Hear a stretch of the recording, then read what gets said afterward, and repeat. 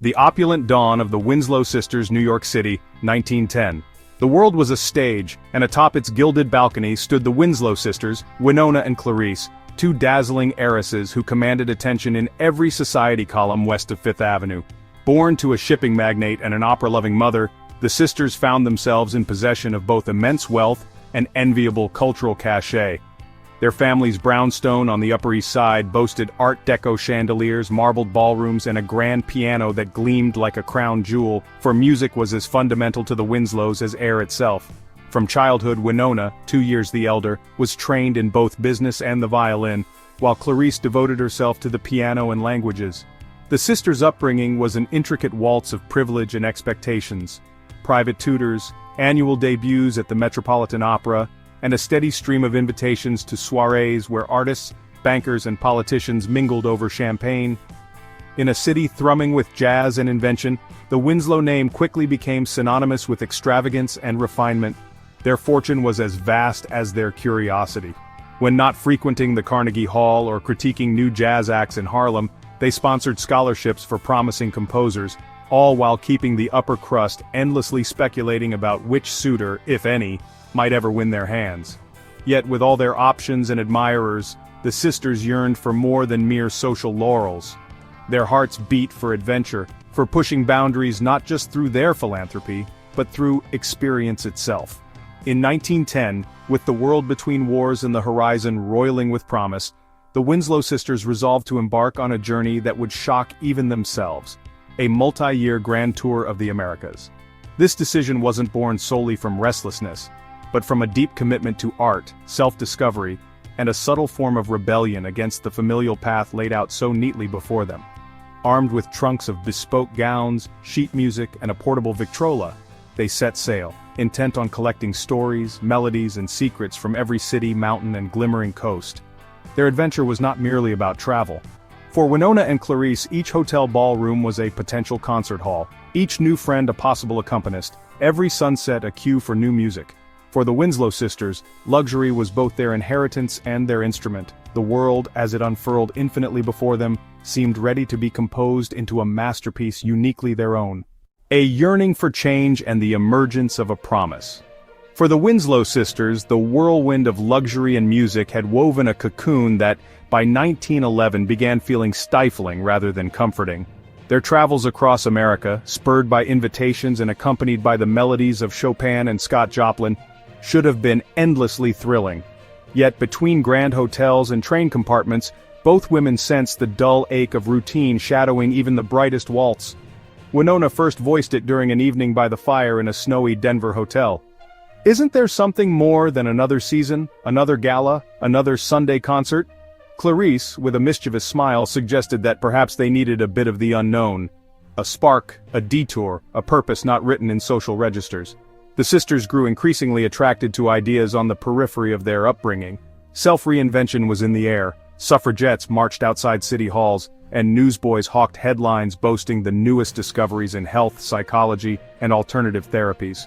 When Clarice, ever the more impulsive, came across a peculiar advertisement in the New York Times, somewhere between reports of the stock market and reviews from Carnegie Hall, they found themselves transfixed.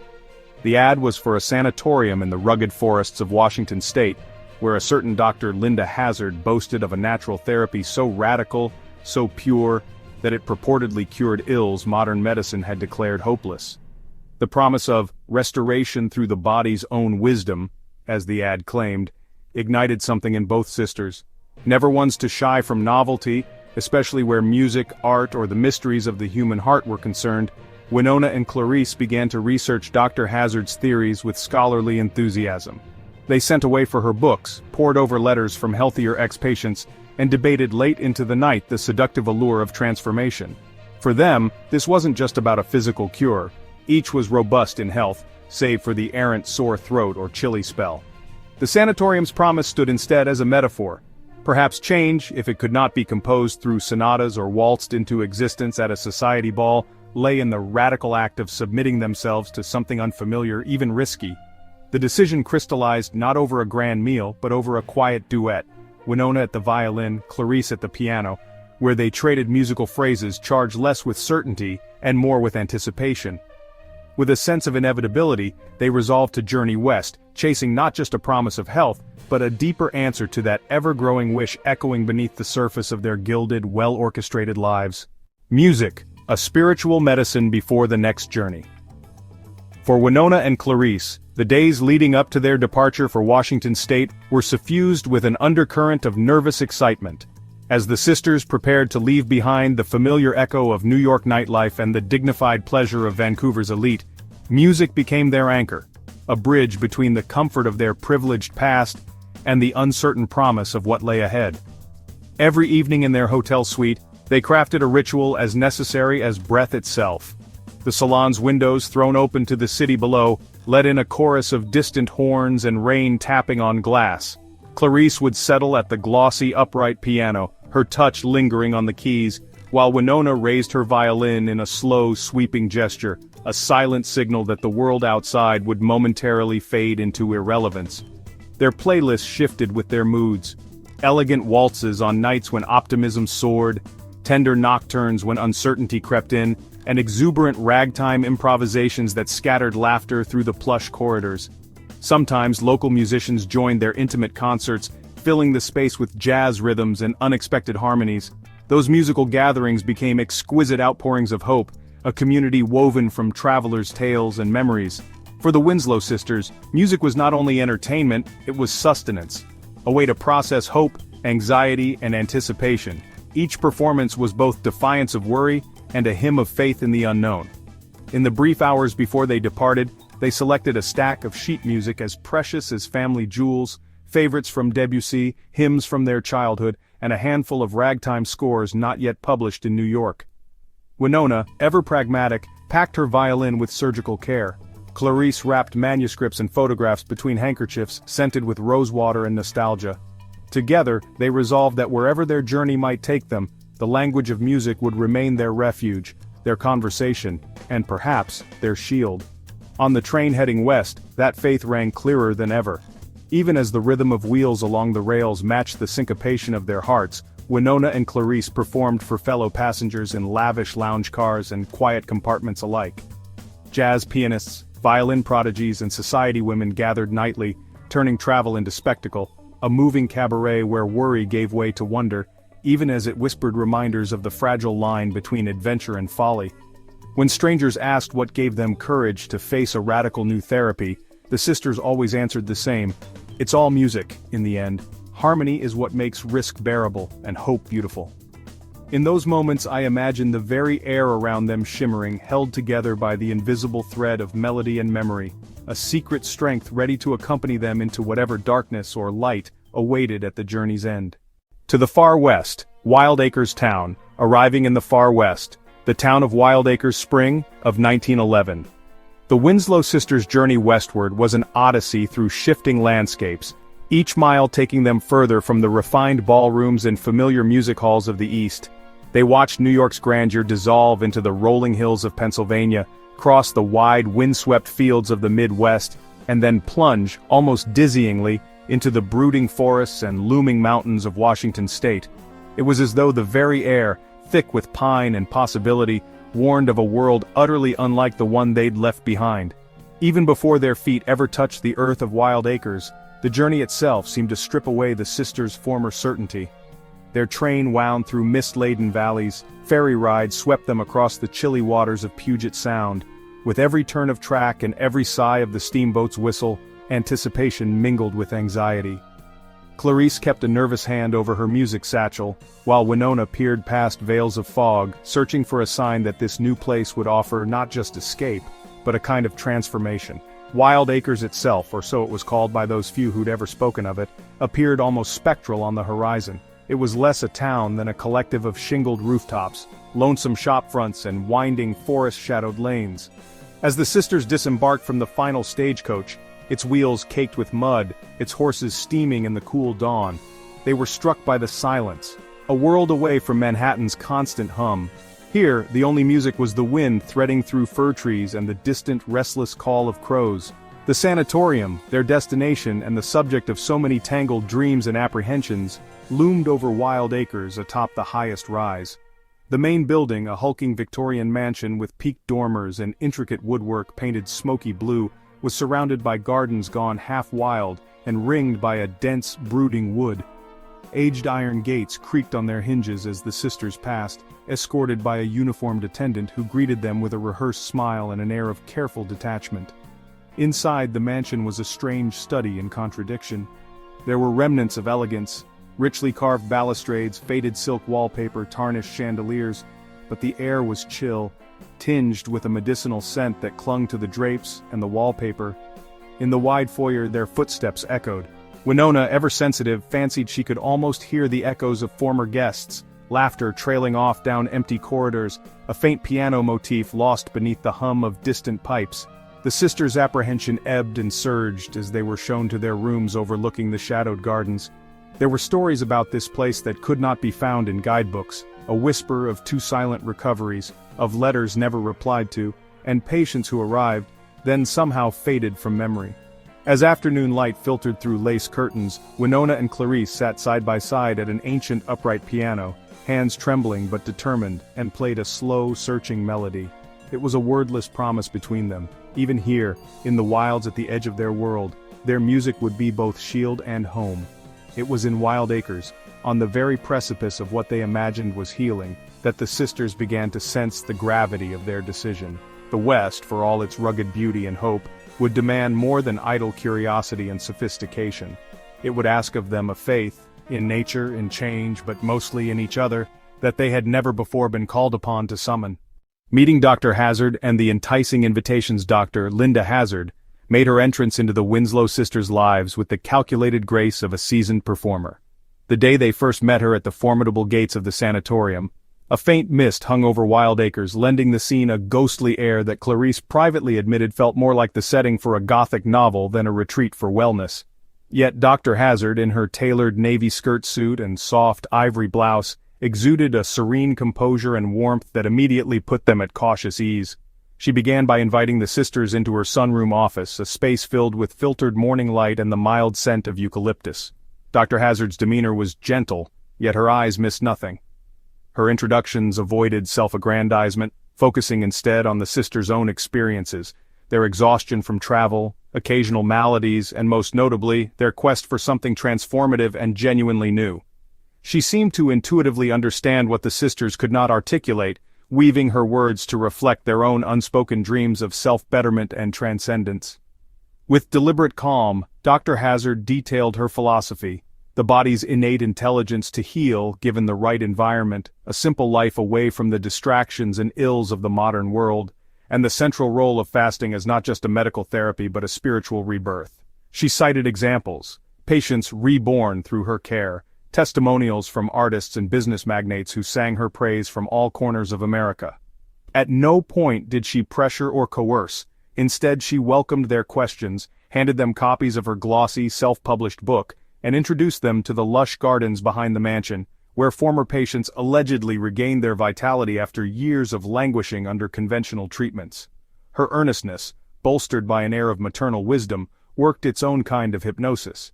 She spoke softly of the ills that plague society's elite, stress-induced ailments, fatigue, persistent pain, painting fasting as the natural, elemental answer that modern progress had made us forget. Food, my dears, is both friend and enemy, she explained, and to know when to step away from it is the mark of all true wisdom. What made Dr. Hazard's invitation so alluring to Winona and Clarice was how she drew a subtle line between mere luxury and true enlightenment. She implicitly suggested that the sisters' wealth, while vast, had so far only bought experiences, not answers. Her program, in contrast, promised the possibility of a whole new self. The sisters, attentive and eager, were all but carried along on the tide of her conviction. Their skepticism, honed by years of society life, began to slip, especially as Dr. Hazard offered personal tours of the sanatorium's treatment rooms and encouraged them to meet with former patients, whose pale serenity seemed both mysterious and reassuring. By the end of the afternoon, Dr. Hazard promised nothing short of revelation.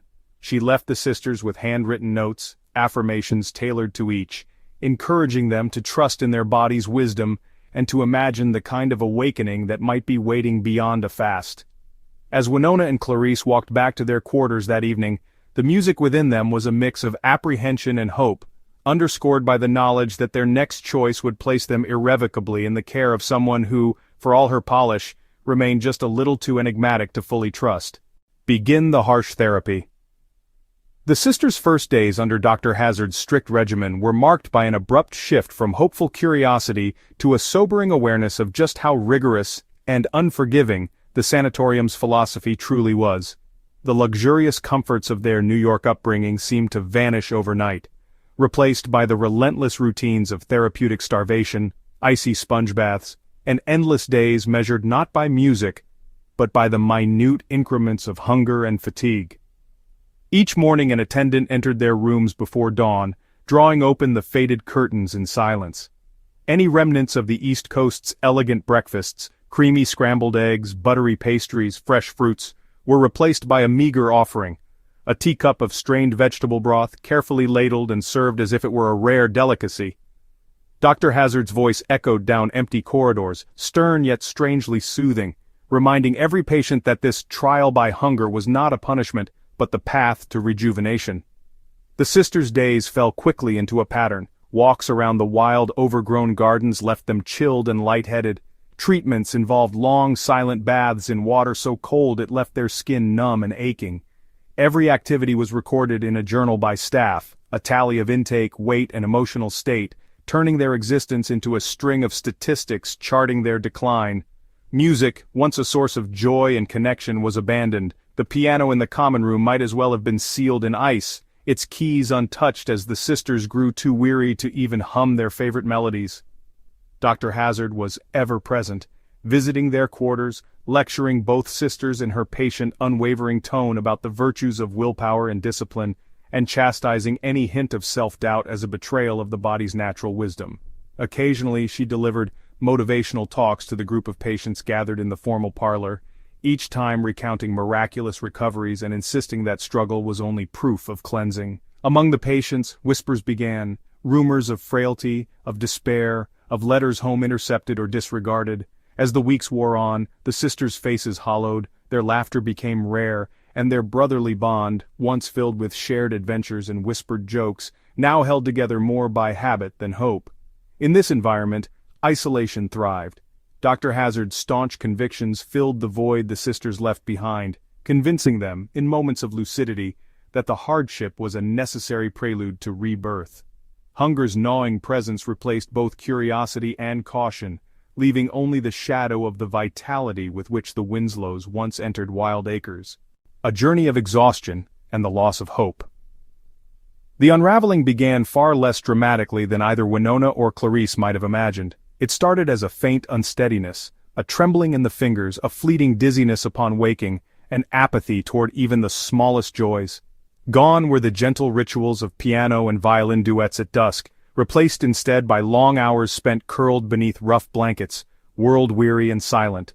Hunger, which had first been little more than an irritation, became an omnipresent ache, gnawing at their insides and clouding every thought with a dull haze. Weeks at Wild Acres passed in slow repetition.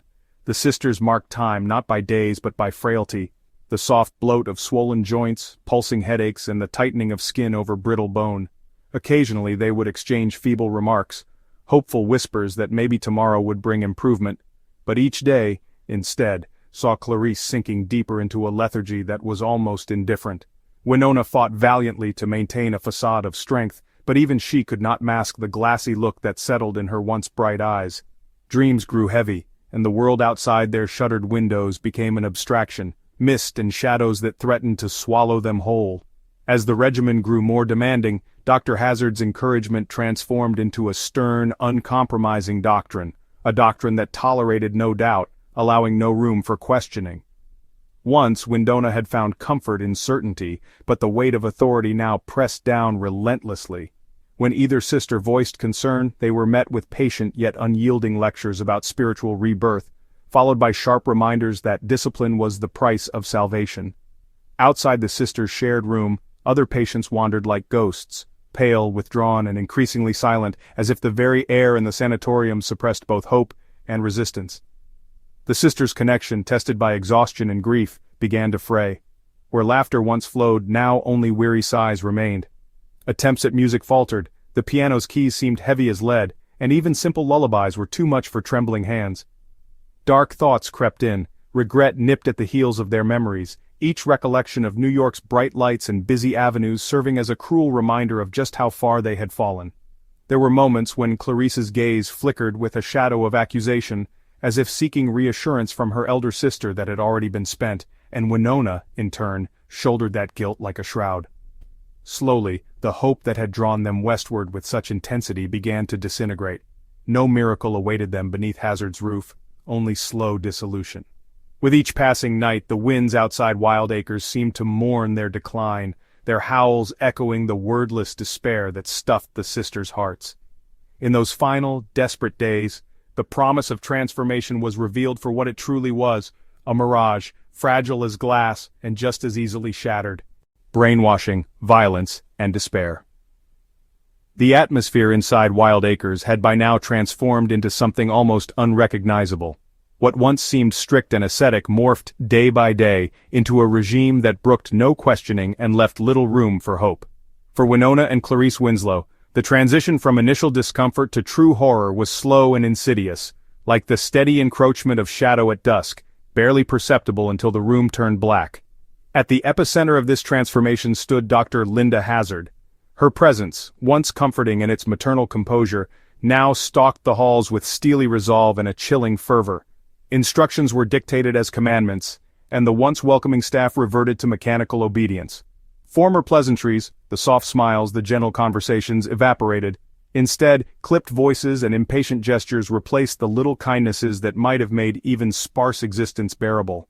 It was as if the sisters, and indeed all the patients, had unwittingly volunteered for a grand experiment in human submission. What set in was no longer simple hardship, but an active erosion of the self. Dr. Hazard, relentless in her logic, began to hold group talks in the dark-paneled parlor, her voice low and hypnotic. She recited statistics, conjured up images of patients once broken and now reborn, and described every ache, every pang, every dread-filled night as the body's celebration of its own cleansing. Doubt was recast as disease, resistance as weakness. Even private conversations between patients were treated with suspicion. Any flicker of worry in a patient's eyes was a sign to be corrected, a thought to be erased before it could take root. The sisters felt this pressure acutely. One morning Clarice tried to question the value of their grueling fast, her voice barely a whisper in the gray morning light. Within hours, she was summoned to Dr. Hazard's office, where the air was thick with the scent of eucalyptus and the weight of expectation. With chilling civility, Dr. Hazard dissected her doubts and gently, insidiously, reframed them as proof of spiritual frailty, encouraging Clarice to surrender her will for the sake of healing. After the session, Clarice sat by the window, shivering not from cold, but from the loss of a piece of herself she could no longer name. Winona, fiercely protective of her sister yet weakening, tried to stay defiant. She clung to her memories of music, drawing strength in silent moments when she would close her eyes and recall the sweep of her violin over a Manhattan sonata. But the regime was designed to snuff out even such invisible rebellions. Attendants, now more like wardens, checked on the patients at random hours and forbade any gatherings for music or idle chatter. Letters home were rarely delivered, or were jointly dictated under Dr. Hazard's supervision, rendering them hollow imitations of honesty. Food and sleep became instruments in Dr. Hazard's campaign for control. The paltry broths, already meager, were sometimes withheld as discipline for imagined infractions. At night, the already thin covers felt like nothing against the unyielding Washington chill, and the ache of emptiness gnawed so deep that dreams, when they came, blurred into hallucination. Patients cried out in the night, some even vanished after midnight visits from staff, leaving only whispers that they had graduated to new quarters or had succumbed to their failings. In public, Dr. Hazard spoke of these disappearances as triumphs, either of health or of the body's necessary surrender. But curses echoed behind closed doors. Patients began to sense there might be things happening that were deliberately kept secret from the city and from the world. Every struggle, every hesitation or plea was used as fodder for group lectures, evidence of why the regime must be sustained at any cost. Subtle violence replaced open comfort. Physical force was rarely needed, instead the relentless erosion of autonomy did the work. The sisters lived in a fog of relentless fatigue, their bodies shrinking, their thoughts clouded. Dr. Hazard would single out a patient, sometimes Winona, sometimes others, and lead them through rounds of self-examination sessions, where she demanded confessions of weaknesses or impure thoughts. These sessions, always private but never safe, wore away confidence and implanted shame. Patients were discouraged from caring for or comforting each other, told that mutual aid only fed the sick part warring against healing. Any expressions of despair were redirected by Dr. Hazard herself or her staff, insisting that a true patient never doubts. In the rare moments when the sisters caught each other's gaze, tired, hollow, but searching for courage, an unspoken understanding passed between them. They were being remade, not just in body, but in mind, and perhaps not for the better. Desperation slowly became their new constant. Clarice, now barely able to stand, was subjected to more aggressive cleansing rituals, extended baths in freezing water and unending walks through the overgrown gardens, despite her trembling limbs. Winona was compelled to keep a spiritual journal under threat of further rations being cut, writing pages of affirmations that weren't hers, her strong script devolving into scrawls as her strength ebbed. The violence of Wild Acres was rarely overt, but it was everywhere. In the way autonomy was stripped, voices were muffled, and hope was methodically starved. Winona and Clarice found themselves growing afraid not just for their lives, but for what remained of the bond that had always been their compass. They lived in dread that soon, even their love for each other would be made a crime, something that stood in the way of Dr. Hazard's corrosive, unyielding version of healing. Searching for the final hope. In the endless gray corridors of Wild Acres, hope is a sound that grows softer every day, nearly drowned out by the cold clatter of nurses' shoes and the faraway whimper of another patient succumbing to fatigue. For Winona and Clarice, the world had shrunk to the twin beds in their drafty room, and the memory of music now too faint to chase the cold from their bones. Their bodies, gaunt and spectral, betrayed every luxury they'd once possessed. Reason ebbed and flowed with the tides of starvation, and yet some ember survived, a desperation that refused to be fully extinguished. It was Clarice, always the dreamer, who began to imagine a way out. She rehearsed the steps in silence, remembering addresses, collecting scraps of paper, hiding pencil shavings from attendants whose eyes flicked too quickly about the room. For days she tested her resolve in small, secret ways, feigning sleep until staff passed, lifting her head just enough to glimpse the shifting schedules, estimating how long she and Winona might be left unguarded between the midnight rounds and the first, silent unlocking of doors at dawn. Stealth, she knew, was now more powerful than hope. It demanded discipline and calculation, as precise as any fugue she'd ever played on the piano. One bleak afternoon, as rain lashed the window and Winona shivered under threadbare sheets, Clarice acted. With fumbling hands, pale, fragile, trembling, she tore a page from her music manuscript, Chopin's Nocturne, notes already smudged by longing. She pressed her last bits of strength into every letter, her handwriting quivering as she wrote to Anna, the Winslow sisters' childhood nurse, who was as steadfast as marble and whose devotion had not faltered despite distance. The message was a tapestry of coded pleas and fragmented memory. Clarice described gaunt silhouettes stalking the corridors, the daily humiliations, the sense that their voices, if not their lives, were fading to nothing. And then, in a line almost lost among somber reminiscences, she named Wild Acres outright. She conjured for Anna the ghosts of Manhattan afternoons, the sound of laughter echoing in the old parlor, and the scent of rosewater drifting through open windows, a past so vivid that, if Anna could only see the contrast, she'd know the danger Clarice and her sister faced was not just of the body, but of the soul. The act of writing left Clarice nearly undone. Her lungs fluttered, refusing full breath. She hid the note, rolled so tightly it could pass unnoticed, inside the casing of her hairbrush, an heirloom now reduced to a vessel for contraband hope. For 2 days she prayed for the courage to deliver it, dissembling weakness each time an attendant came to prod and supervise her bath. It was Winona who unwittingly created the opportunity. One morning, during mapping of the patient's weights and a recitation of daily affirmations in Dr. Hazard's sterile office, Winona's body failed her. Her vision, dimmed by hunger, went black, and she slid to the floor, unable to respond even to her sister's frantic calling. In the confusion that followed, as attendants dashed for smelling salts and the cold slap of water, Clarice seized her moment of invisibility. Slipping the message into the apron pocket of the least watchful nurse, she whispered, "For my sister, her private effects, please keep them safe." Whether the nurse noticed the deception or was simply too tired, the note made it to the laundry room, a halfway station, before outbound letters were collected and typically reviewed by Dr. Hazard herself. Days passed and nothing changed. Clarice remained in their bed, holding Winona's hand at night, replaying in her mind the melody of their escape, an escape not from a place but from oblivion. Every time she heard footsteps in the hallway, every time a door shut a little too firmly, she expected discovery, punishment, more lectures about sickly imaginations. But hope does not always move in a straight line, nor does it announce itself with clarity. As the first thaw of spring touched the pine forests outside Wild Acres, rumor drifted through the house. A stranger, well-dressed, authoritative, not cowed by Dr. Hazard, had arrived at the gate, demanding to see the sisters Winslow by name. Staff grew agitated. Patients, even those stupefied by hunger, craned their necks to catch glimpses of the commotion from windows and doorways. Clarice, near the edge of collapse, barely dared to believe that Anna had come. But in that moment, hope began uncoiling from hibernation, a pulse returning to frozen limbs. In the darkness, she pressed Winona's hand and whispered a single, secret phrase they'd shared since childhood. "Play us out, sister. Play us home." It meant, hold on a little longer. It meant, someone is coming. It meant, maybe, for the first time in a season of cruelty, deliverance was not just a fantasy. Whether Anna would arrive in time or whether the letter had been intercepted, Clarice could not know. But now, there was an echo again, however faint, of possibility.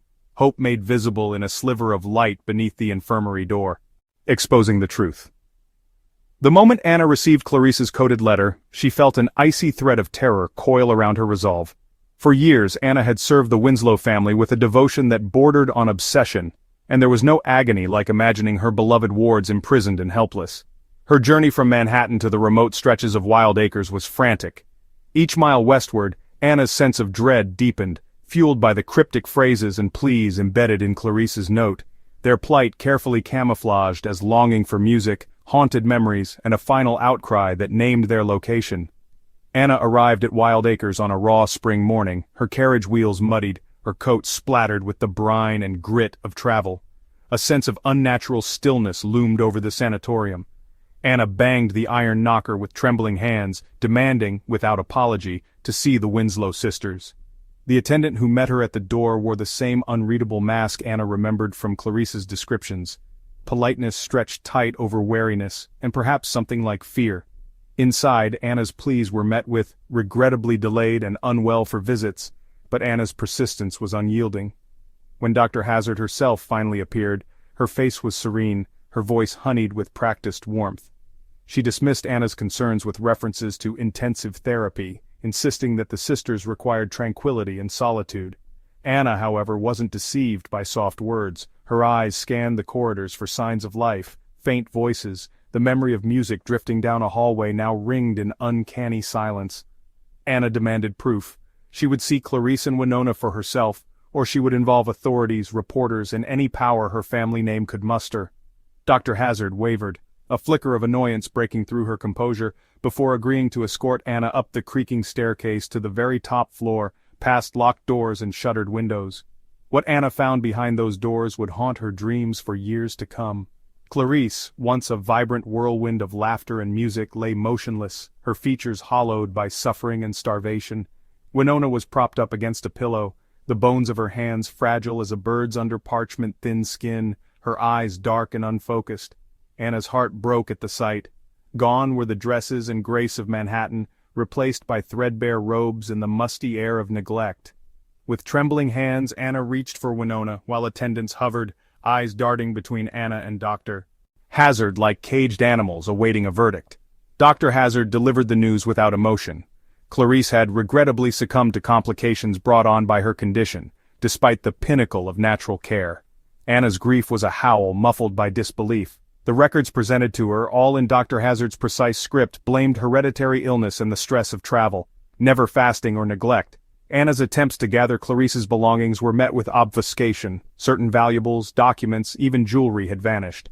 Among the effects were newly discovered letters, supposedly signed freely, that granted Dr. Hazard powers over the sisters' finances and medical decisions. Anna understood at once. The sisters had been tricked or coerced, stripped not just of health but of autonomy, their wealth siphoned away under the pretense of care. As Anna pressed for answers and threatened to telegram legal counsel, staff grew restless. Whispers slithered down the halls. Other families, other names found only on stone markers, no longer in any guest ledgers. Anna caught the look in Winona's eyes, a flicker of shame and desperate hope, and swore then that she would not let the nightmare remain buried in these woods. Returning to the village, Anna stormed the sheriff's office. At first, she was met with indifference. Wildacres, it seemed, benefited from Dr. Hazard's local generosity and sway. Town officials, many of whom had dined at the sanatorium or had kin treated there, dismissed Anna as an hysterical outsider. Her accusations labeled the ramblings of an aggrieved nurse. But Anna's rage had been sharpened in a city of lawyers, journalists, and reformers. She refused to be silenced. She drafted letters, telegrammed old Winslow friends in New York, and urged her employer to threaten lawsuits against both Dr. Hazard and the town's complicit officials. Momentum only shifted when Anna secured the help of an intrepid reporter from Seattle, someone eager for a scandal in the gilded age of yellow journalism. Together, Anna and the journalist began to gather evidence: the deaths, hidden grave markers, missing valuables, rumors of patients who disappeared after bequeathing fortunes to Dr. Hazard. Anna's own testimony, her clear catalog of the sisters' physical degradation, the staged records, and her analysis of the correspondences, created a damning case that could no longer be ignored. As the first stories hit the presses, the nation was electrified. The Winslow tragedy radiated outward, igniting public horror at the idea of privileged young women, once icons of art and philanthropy, reduced to ghostly shells by a woman masquerading as a healer. Investigators descended on Wildacres, now swarmed by townsfolk and out-of-town reporters hungry for testimony. Anna, still mourning Clarice, shepherded the bewildered Winona back to safety while demanding justice for her fallen charge. She gave interviews, identified possessions, and withstood cross-examination by hostile townsfolk and Dr. Hazard's inner circle alike. The investigation unearthed a tapestry of horrors. There were forged signatures on waivers, altered ledgers, and financial records showing suspicious transfers from the sisters' accounts. The sanatorium was rife with stories of vanished guests whose families had quietly accepted death notices and sanitized explanations. Most chilling were the silent agreements between Dr. Hazard and those entrusted to safeguard her secrets. Faith paid for with gifts or threats, a culture in which questions were asphyxiated by the fog of complicity and greed. Anna forced open doors, sometimes literally, demanding the return of everything Clarice and Winona had brought to Wildacres. She discovered suitcases looted of valuables, with the sisters' names crudely scratched from luggage, replaced by those of newer patients. Rooms recently vacated, beds unmade, bore the imprint of bodies too frail for escape. Behind the sanatorium's gardens, shallow graves came to light, some disguised as unmarked resting places for the incurably ill. The ordeal shaped the headlines for weeks. Artists and philanthropists who'd once celebrated the Winslows rallied to Anna's side, fueling public outrage and a demand for accountability. The image of Wildacres shifted dramatically, from retreat to house of horrors. New York society pages, which once chronicled the sisters' every public appearance, now published heart-wrenching tributes to Clarice and stirring calls to action from Winona, who, while physically ravaged, summoned what was left of her voice to implore others not to fall prey to seductive new therapies fueled by charisma, but devoid of compassion. Through courtrooms and newspaper columns, Anna remained a ferocious guardian of truth. She testified to grand juries, cataloged missing heirlooms, confronted Dr. Hazard directly. The doctor's veneer of composure crumbled under the weight of evidence, but even as she was brought to trial, her loyal supporters filled the courthouse with wild stories of miraculous recoveries, fighting to preserve her myth. Metropolitan press, political advocates, and medical reformers united in an uncomfortable alliance, demanding a reckoning not just for personal loss, but for every patient whose silence had been purchased by fear or manipulation. The legacy of the Winslow case sprawled far beyond Wildacres. In the wake of the exposure, legislative reforms followed, targeting unlicensed practitioners and sharpening public scrutiny of alternative treatments. The sisters' ordeal became shorthand for the dangers lurking in the shadows behind luxurious facades. Music critics, who once reviewed Clarice's performances, turned their pens to eulogies that echoed in printed memory, reminding the world that even the brightest talents could flicker out when hope was betrayed by those charged to heal. For Anna, there was no triumph, only a stubborn, necessary endurance. She kept vigil at Winona's bedside, co-authoring letters to Congress, and piecing together an archive of stolen correspondence to ensure the truth could never again be erased. In the final months of the ordeal, Anna often sat at a battered piano in a rented room overlooking Seattle's rain-soaked harbor, pressing out the melodies Clarice had once loved. She believed that music, like truth, could not be locked away without consequence. Wild Acres was closed, its once proud facade surrendered to rot. Dr. Hazard stood convicted of manslaughter and fraud, her name a byword for the perils of unchecked power and blind faith. Yet the real cost lingered in the absence, the echo of a piano in an empty parlor, the unfinished letters stored between suitcases never truly unpacked. Anna and Winona, in her fragile convalescence, were determined that the story be more than a warning. It should be a catalyst for vigilance, for skepticism, and for a more humane medicine. In the years to follow, Anna refused invitations to rejoin wealthy households, content to lecture at nursing schools and advocacy groups across the country. Her retelling, sometimes bitter, always tender, became a bridge between the privileged and the voiceless. She ensured that neither the Winslow name nor their story would fade into the fog. For every patient ever cowed by promises or controlled by gentle tyranny, Anna's courage helped light a path not only to justice but, perhaps, to a gentler future, where truth and memory would not be things easily starved into silence. Legacy and the echoes of courage. In the aftermath of the Wild Acres tragedy, America's collective conscience shuddered beneath the weight of public outrage and grief. The scandal of the Winslow sisters' ordeal did not evaporate with headlines or fade in the first wail of funeral hymns. Instead it lingered, each retelling of their story a sharp reminder that blind trust, a society's willingness to place hope in charisma over science, could exact the ultimate price. Yet out of the devastation something resolute and luminous began to stir, as if the sorrow itself demanded meaning to survive. For surviving Sister Winona, motivation was at first a hollow ember. Her world, once knit together by lavish music and sharp wit, had collapsed inwards. Weak in body, haunted in spirit, she was carried home to New York more shadow than person, her name now inseparable from tales of loss. The music halls where she once played now felt impossibly distant. Still, as she convalesced beneath the unwavering devotion of Anna and the sympathetic embrace of friends, a new sense of purpose began to take root. The agony she had endured was not hers alone, it belonged now to every family, every patient who had stumbled into the darker corridors of unregulated medicine. As her strength crept back, Winona resolved that her voice, once silenced by hunger and fear, would become an instrument for those who could no longer speak. She penned open letters to newspapers imploring regulators to sharpen the boundaries between hope and harm, and lent her battered reputation to public forums that demanded legal reforms. Her advocacy, fragile but persistent, became a form of music in itself, one that called for protection, reason and dignity for all souls in the grip of desperation. Anna, meanwhile, found herself propelled by a complex tapestry of guilt, fury and tenacious love. The depth of her sorrow at Clarice's loss was matched only by her dogged determination to ensure history never repeated itself. Refusing lucrative appointments from other elite families, Anna devoted her days to lecturing nurses and social workers, testifying at every inquiry, and helping build a patchwork network of patient protections. She chronicled every stolen item, every falsified document, every whisper from the halls of Wild Acres, piecing together the grotesque mosaic of how easily privilege and naivete could be twisted into a weapon. The Winslow case, supercharged by Winona's and Anna's efforts, and the public's thirst for justice, sparked an unprecedented movement against medical charlatanism. The press did not let the story die.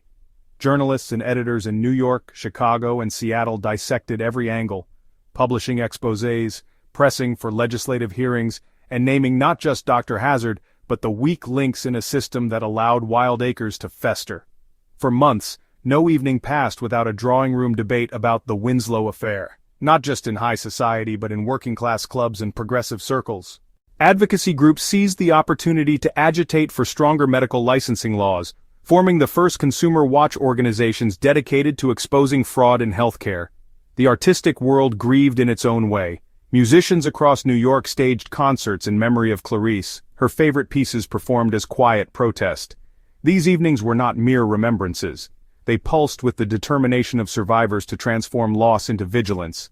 Winona, still fragile but resolute, sometimes appeared at these gatherings, her presence sparking ovations and spurring somber pledges among her peers to never again let promises of miracle cures go unchallenged. Over time, the melody that had once bound the sisters together was recast as a hymn for caution, for skepticism, and for the sacredness of informed consent. For lawmakers and reformers, the case became a touchstone. Congressional hearings drew on Anna's methodical documentation and Winona's poignant testimonies. Letters poured in from every corner of the country, mothers, daughters, fathers, mourning loved ones who vanished into quack regimes, only for their hopes to be monetized and their suffering ignored. New statutes were debated and enacted, stiffening penalties for unlicensed healers, tightening requirements for sanatoria, and empowering local authorities to investigate even the wealthiest practitioners. The Winslow reforms, as they became informally known, marked a turning point in the relationship between citizen and medical establishment, setting new precedents for transparency and patient advocacy. But the impact was not merely legal, it was cultural and in many ways spiritual. The cautionary tale of the Winslows radiated outwards, entering novels, poems, and songs. The operatic tragedy and the lessons it unearthed were too potent for society to ignore. Schoolchildren recited stories of brave women and vigilant nurses. Medical students pored over Anna's accounts, learning that healing must always be rooted in humility, not ego. Socialites, once seduced by novelty, became sponsors of public health campaigns and stewards of city hospitals, rather than mere patrons of the next fashionable trend. Still, the echo of Clarice's loss never faded for those who loved her, nor did it lessen the scars left on Winona's soul. For Anna and Winona, legacy was not comfort, it was burden. But in carrying it, they shaped a new sense of civic duty that demanded remembrance as well as vigilance. Their story, preserved in letters, legal reforms, and the music that haunted New York's concert halls, became a shield for generations to come, a guarantee that, in the shadowed borderland between faith and folly, truth would have its champions. It was not the legacy either sister had dreamed of, but it was profound, a call to action that, like the mournful notes of a nocturne, resonates long after the last curtain falls. The final reckoning of Hazard and the last tolling bell. As the years peeled away from the grim days at Wild Acres, Linda Hazard's name became synonymous with not only scandal, but a cautionary tale echoing through every darkened examination room and gilded parlor alike. Her arrest made headlines that ran the full width of broadsheets. Starvation doctor brought to justice. Hazard held accountable as victims' families demand answers. But the wheels of justice, as always, ground with gritted slowness, interrupted by bureaucratic hesitation, the stubborn loyalty of a handful of surviving supporters, and the lingering fear that some horrors were too vast, too intricately woven into polite society to be unraveled by a single court verdict. The trial unfolded beneath the vaulted ceilings of the King County Courthouse, with its leaden Pacific rain tapping in the background, a persistent reminder of the chill that had settled on Washington state since the Winslow case broke. Public galleries overflowed, society's elite sat cheek by jowl with reporters, aggrieved relatives, former patients whose gaunt cheeks flushed with dread and relief in equal measure. For months, testimony wound its way through a mosaic of pain, ledgers of missing funds, cross-examinations of trembling survivors, damning confessions from staff finally granted amnesty for their honesty. Anna herself stood before the judge, her voice tremulous but exact, recounting the darkest details with a nurse's clear memory and a sister's broken heart. On the stand, Dr. Hazard was an enigma, by turns serene and defiant. Her attorneys, sharp as glass, attempted to weave romanticized tales of breakthrough healing and villainous reporters twisting the facts. But evidence glimmered on every page of the prosecution's record: forged authorizations, vanished jewelry, starvation logs maintained like anatomy textbooks. Some former patients, even then, testified in her favor, eyes glassy, words slurred, the residue of indoctrination not easily washed away. Others collapsed quietly in tears, their guilt and confusion a brutal testimony to the subtle violence Hazard had perfected. The verdict came as a bittersweet crescendo. Linda Hazard was found guilty, convicted of manslaughter, fraud, and practicing medicine without appropriate licensure. The judge's gavel fell, final and echoing, yet the silence that followed tasted more of exhaustion than triumph. Sentenced to a term in the penitentiary, Hazard's defiant composure finally cracked as she was led away, the clacking of her heels on the courtroom tiles drowned by a surge of reporters and anxious whispers. Yet in the aftermath, the road to justice remained littered with questions and ghosts. Hazard's sentence, though a measure of closure, felt almost symbolic compared to the wound she'd left in her wake. Wildacres itself stood shuttered, rooms still haunted by the memory of suffering, mold creeping up once ornate walls, pianos unplayed, letters and belongings quietly swept away before the authorities could tally what was stolen. Townsfolk watched the mansion from a distance, children daring each other to approach the fence but running at the first creak of rusty hinges. The wider world grappled with the fallout. Newspapers spilled ink across the nation. Cartoons lampooned quack physicians. Journalists penned scathing editorials about the dangers of fervent belief outpacing scientific reason. Medical boards revised, belatedly, the ethical standards for practitioners. State legislators took up the call to regulate sanatoriums and holistic therapies. But reform came in fits and starts. For every new law or committee there remained a shadow, the uncomfortable knowledge that charisma and promise could seduce even the most rational minds, and that vigilance, not outrage, was the true shield against future harm. For Anna and for Winona, frail but resolute in the wake of her sister's passing, the reckoning rang hollow. The price of reform was always paid in memory, in the faded portraits recovered from Wildacres, in the mournful silence that hung over every Winslow memorial. Music had once been their shield, but now it was the language of grief, echoing through somber concerts and candlelit tributes in church halls from Manhattan to San Francisco. Anna, her hair streaked with sorrow, continued to advocate, to teach, to bear witness in the hope that storytelling could bridge the chasm between tragedy and prevention. Winona, every day a new effort to reclaim herself from the shadow of Hazard, wrote essays and spoke before charitable committees, urging compassion but also skepticism, her voice, quavering but strong, warning that no fortune or education could make one immune to manipulation. The final bell, she insisted, should never again toll in silence. Hazard's personal fate, while absorbing headlines for a time, faded as scandals always do. Released from prison after serving only a portion of her sentence, she attempted, unsuccessfully, to rebuild her reputation, relocating quietly and living out her last years in obscurity, shunned by both former followers and a country newly wary of her particular brand of salvation. The Wildacres estate, stripped of furnishings and legends alike, was eventually razed. The land, some whispered, could never quite forget. But the deepest legacy was caution, a distrust not just of charismatic healers, but of any authority unchecked, any cure-all that asked for blind faith. Families across America began to ask harder questions, to seek second opinions, to honor the warning, the music, the grief, the courage left by the Winslows. Legislators cited Wildacres in debating medical licensing laws for decades after, invoking Clarice's name as a symbol of what society must refuse to accept again. In time perhaps the pain became a kind of anthem, a hard-won song, reminding future generations, trust must always be tempered with truth, and the final tolling bell should awaken not only sorrow, but resolve.